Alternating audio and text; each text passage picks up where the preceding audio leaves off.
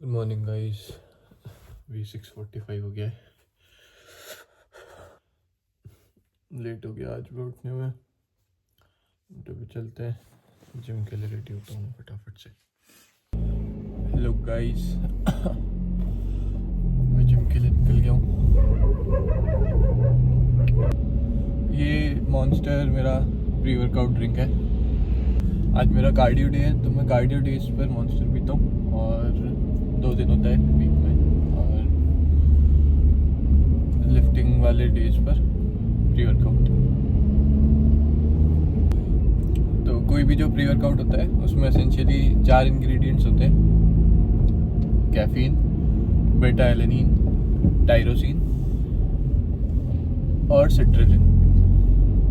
और बेटा alanine, tyrosine और सिट्रलिन जो है, ये तीनों अमीनो एसिड्स हैं, पर ये एसेंशियल अमीनो एसिड्स नहीं होते हैं, जो कि हमारी बॉडी में अमीनो एसिड्स का काम होता है प्रोटीन बनाना। तो ये उसमें काम नहीं आते हैं। ये इंस्टेड ये क्या करते हैं, ये फोकस इम्प्रूव करते हैं, बॉडी में ब्लड फ्लो इम्प्रूव करते हैं, जिससे पंप अच्छा आता है। और ये जो आपका मसल का जो फटीग होता है उसको डिले करने का काम करते हैं, ताकि आप बेटर और लॉन्गर वर्कआउट सेशंस कर सको, या जो भी आप फिजिकल एक्टिविटी कर रहे हो। कैफीन जो होता है वो माइंड अलर्टनेस के लिए होता है। इसके बाद में मैं जिम पहुंच करके एल कार्निटीन पीता हूँ। एल कार्निटीन क्या करता है? एल कार्निटीन क्या करता है? एल कार्निटीन जो भी मेरा बॉडी का फैट है उसके लिए ट्रांसपोर्टर के जैसे काम करता है, मेरे बॉडी के सेल्स तक पहुंचाता है। और फिर जो बॉडी के सेल्स हैं वो उसको एनर्जी के लिए यूज़ करते हैं। बहुत ही सिंपल। एल कार्निटीन कोई फैट बर्नर नहीं है, या ऐसा नहीं है कि वो फैट बर्न करेगा, ऐसा कुछ नहीं होता है। वो बस जो उसका जो रेशियो होगा, जिस रेशियो में मसल और फैट यूज़ हो रहा है, बस वो जो फैट वाला जो रेशियो होगा उसको इंक्रीज कर देगा, और कुछ भी नहीं। हमारी बॉडी में ऑलरेडी प्रेजेंट होता है, बस हम लोग उसको सप्लीमेंट करते हैं, तो वो ज़्यादा अमाउंट में होता है, तो फिर वो ज़्यादा फैट कैरी कर सकता है हमारे सेल्स तक। Back from the gym guys. अभी आज मैंने बहुत टाइम के बाद में स्प्रिंट्स करे, मुझे बहुत अच्छा नहीं लगा। मैं बहुत थक गया बहुत जल्दी, आदत नहीं रही है दौड़ने की बिल्कुल भी। अभी हमने दिन का तीसरा सप्लीमेंट ले रहा हूँ, क्रेटीन। क्रेटीन क्या करता है? जो वैसे तो बॉडी में ये नेचुरली होता है। अब मसल्स में हमारे एक चीज़ होती है जिससे मसल्स को एनर्जी मिलती है, उसको बोलते हैं एडिनोसाइन ट्राइफॉस्फेट, एटीपी, जो कि मसल्स जो होती है हमारी वो एनर्जी के लिए यूज़ करती है। तो वो जो एडिनोसाइन एटीपी जो होता है वो हमारी बॉडी में सिर्फ 2 से 3 सेकंड के लिए तक का स्टोर होता है।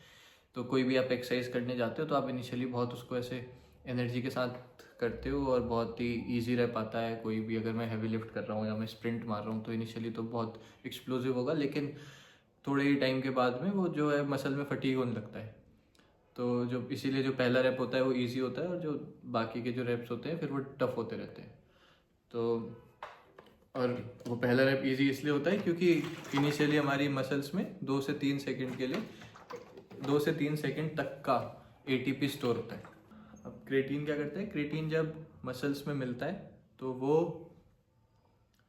क्रेटीन फॉस्फेट क्रिएट करता है। और क्रेटीन फॉस्फेट का क्या काम होता है? क्रेटीन फॉस्फेट का काम होता है जो एटीपी है उसका रीजनरेशन, और जो मसल्स में एटीपी का जो स्टोरेज है उसको बढ़ाना। तो जैसे इनिशियली अगर मेरी बॉडी में फॉर एग्जांपल 2 सेकंड का स्टोरेज है, तो क्रेटीन क्या करेगा, over the period of time जब मैं क्रेटीन कंज्यूम करता रहूँगा 3 हफ्ते 4 हफ्ते में, इसको थोड़ा टाइम लगता है काम करने में, तो ये मेरी मसल्स में क्रेटीन फॉस्फेट स्टोर करता है। और क्रेटीन फॉस्फेट जो मेरा एटीपी का स्टोरेज है उसको 2 से 4 सेकंड कर देगा।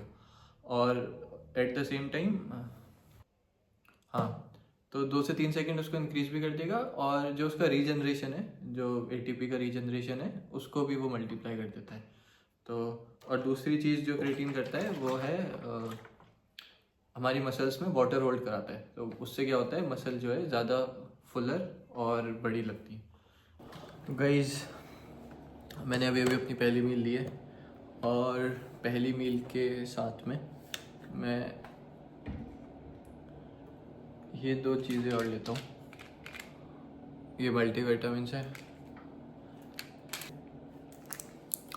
और ये ओमेगा 3 है जॉइंट हेल्थ के लिए।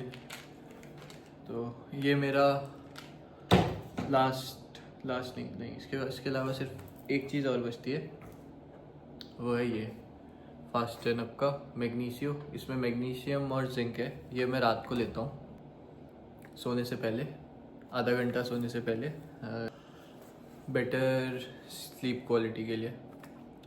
तो ये सब सप्लीमेंट्स हैं जिनकी वजह से मुझे ऐसा लगता है मैं काफ़ी टाइम के बाद में इतना कंसिस्टेंट रह पाया, वरना मैं थोड़े टाइम में मेरे को इंजरीज हो जा रही थी या कुछ ना कुछ इश्यूज आ जाते हैं, जिस वजह से मेरे को ब्रेक लेना पड़ता है जिम से बार बार।